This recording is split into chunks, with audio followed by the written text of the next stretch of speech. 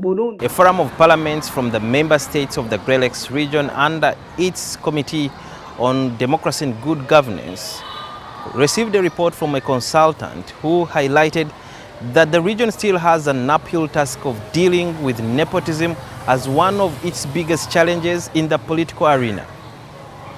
I don't want to go deep into that, but you may have heard a leader of a certain nation electing someone from his tribe or electing someone from his family, and that is not something that should go without being spoken about, because that builds hatred toward the system. Young people of our nations hate the government. They don't love you. They don't like you. To tell the truth, most of you may be good, but some of you are not loved by the people. Let's be honest, facts to be told.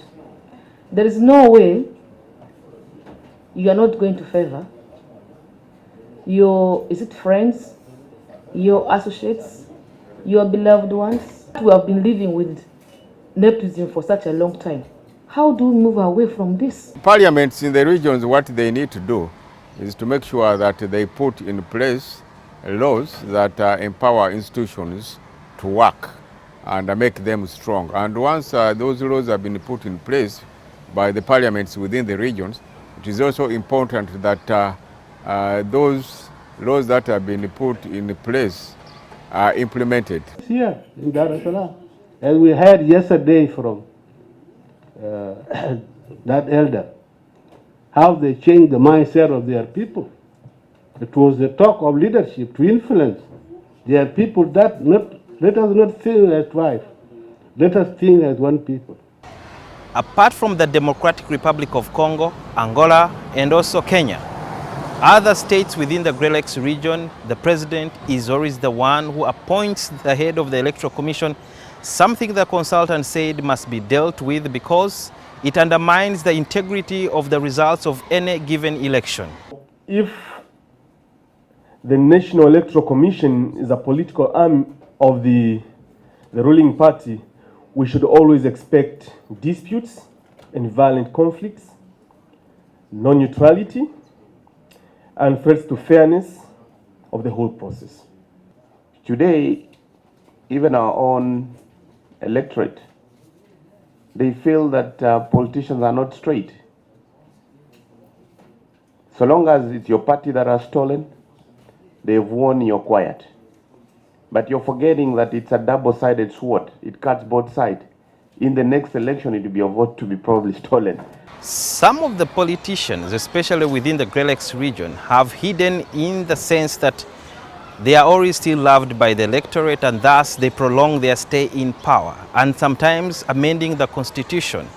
And that is one of the issues that the consultant told the member states, especially the parliamentarians, to ensure they look into this issue and deal with it because it is a time bomb. Transitional power is not easy. We have presidents who serve for very, very long time and they don't want to come out of the power. And this ferments hatred. This kills the nation. Even in your own constituency, do you prepare young people for leadership position? Do you prepare someone to take over when you think that it's enough that somebody should take ahead of you? All we want is only me and me alone. The Great Lakes region is teeming with a population of the youth being the majority. However, they take the less of the share, especially when it comes to the political cake. And thus, it's one of the other areas that the parliamentarians from the Great Lakes region have been advised to ensure that they stop the business of commercialization of politics, which normally locks out the youths who do not have jobs, are unemployed, and they don't even have money to compete favorably with the political class. The young people, why don't they come to vote? Because they don't see the reason to. They don't see why they should, because even if they vote, nothing happens. They won't get anything from the system. So they don't come to vote unless something happens. And those who vote, they have one thing in mind: regime change.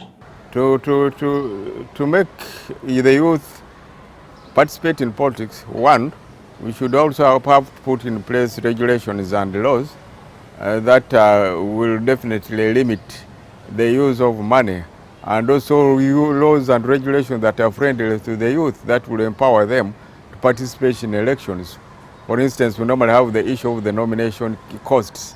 If the nominations, for instance, are so high, it limits many youth from even getting nominated. As the way forward, the member states of the Great Lakes region have been advised to ensure that every legislator, wherever it is, in the political arena, should be the change they want to see within their countries, ensure that there is a credible electoral commission, and also ensure that they fight corruption and nepotism, among other vices that continue to destabilize the region. Sudhir Yaruhanga, NTV, Tanzania.